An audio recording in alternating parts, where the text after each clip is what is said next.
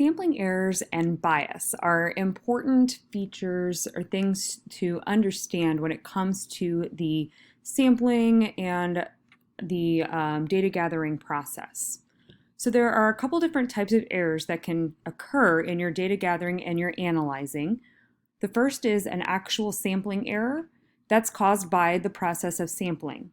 So sometimes the sample may not be large enough to truly show the information about the population, or there can be other types of sampling errors that happen that cause you to not have a good representative sample.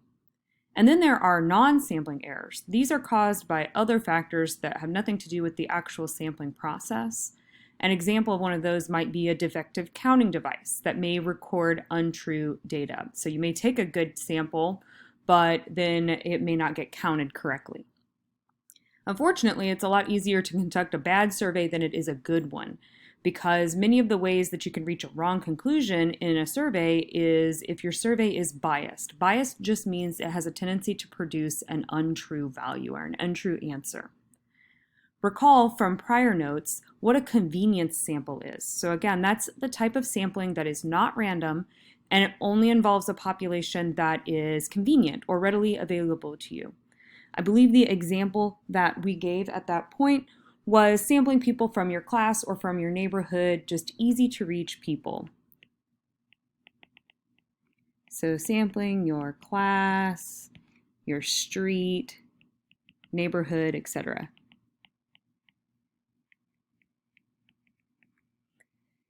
The problem with convenience sampling is that it often leads to a specific type of bias called sampling bias. That results from taking a sample that is not representative of the entire population. So for instance, think of just sampling your class, or our class, let's say. If we wanted to sample just our class, would our class be representative of all Heartland students? Likely it wouldn't. We share specific features in common. You're all online students, so you probably don't represent all Heartland students. There are a lot of Heartland students that, come to campus maybe more often. So you have different features, and I don't think that just sampling only our class would give us a good idea about any quality about all Heartland students at large. Same thing about your street or your neighborhood. Does one street or one neighborhood represent fully an entire city or an entire state? Likely not. So that is how sampling bias can creep into your surveys. There are other types of bias or misleading data that we should be aware of as well. Another one is called measurement bias.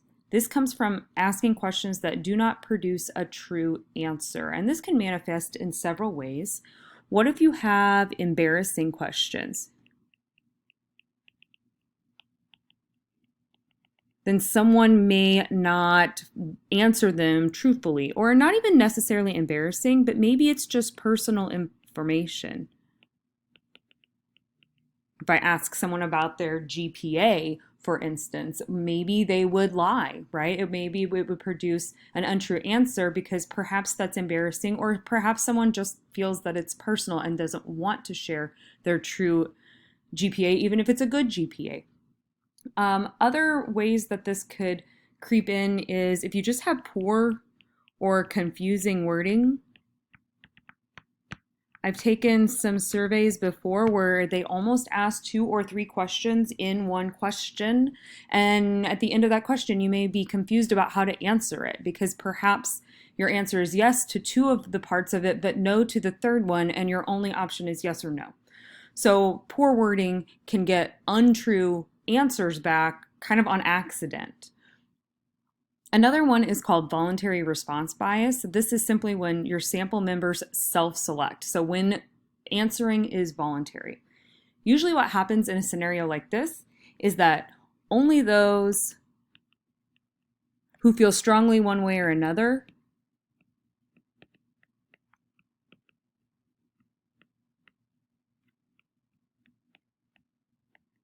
take the time to answer.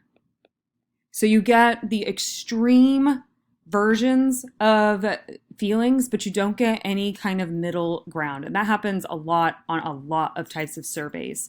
I even think about class feedback surveys, usually only if a student is very, very happy or very, very unhappy, do they volunteer that information. And if a student is just fine, they're just kind of think it's okay, I don't usually get that kind of information back. Non-response bias occurs when people don't participate.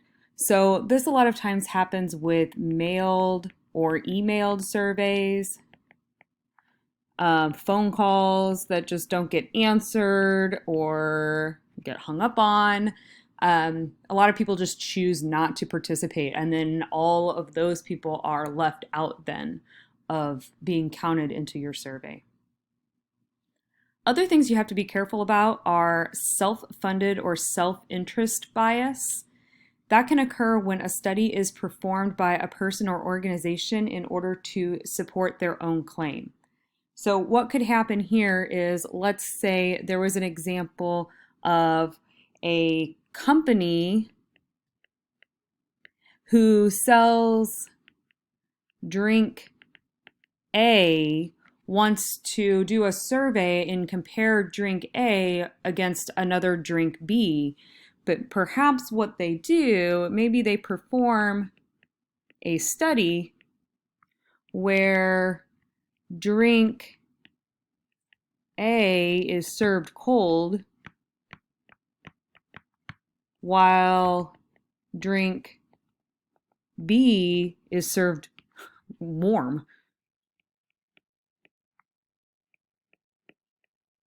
Right? So perhaps they have a self-interest in getting certain results from this study. So their study is designed to get those certain results back. So you have to be very careful about that as well. Anytime there's a study done, you should always look into who did this study. Was it a group that has a particular interest in one outcome or another, or is it a third party that really, has no vested interest in how those results manifest?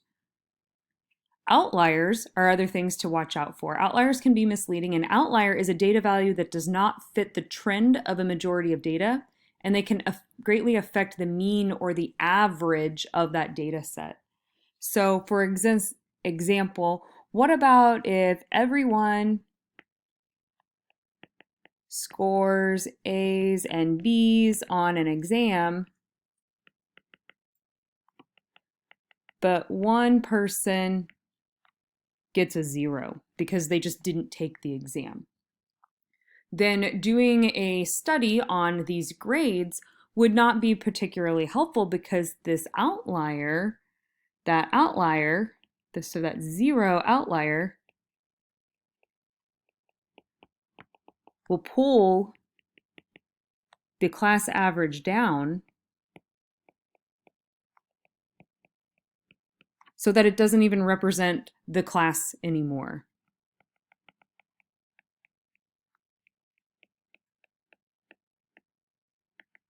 So it doesn't represent the actual class performance.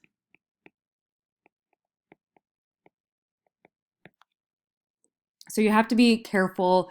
If there are outliers in the data, you may need to at least note them or, toss them out for the sake of certain studies, but you definitely need to be aware of how they can sway and make your overall conclusions a little bit misleading. You also have to be aware of incomplete or inaccurate data, because that can be misleading. It can create arbitrary comparisons. So what this usually comes into is different sample sizes.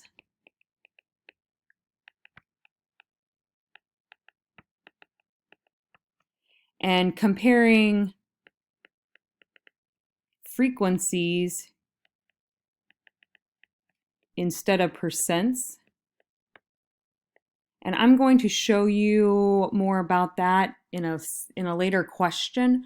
But what you have to be careful about is, what if we took a sample of, or we looked at Heartland students and we did those compared to ISU students, and maybe we looked at the percentage of, I'm trying to think, really anything that we would sample there. We have to be careful, because maybe just because fewer Heartland students answered back in a certain way and more ISU students did, that doesn't necessarily tell us anything because there are more ISU students than there are Heartland students. So you have to be careful about having different sample sizes, and trying to just compare what we call frequencies, just counts together, can be misleading. And what you want to do in those cases is instead turn everything into a percent. So then we can compare the percent of Heartland students against the percent of ISU students, and that would be a better comparison. So you have to be careful about just incomplete data. And finally, you've got to be careful about displaying statistics improperly. That can be very misleading. Visual images can be displayed in confusing ways, and that can be done on purpose in order to mislead the audience, or it can be done sheerly on accident. So examples of this would be not starting the vertical axis at 0, using pictographs, 3D graphs, etc. And we're going to look into more of those in just a second.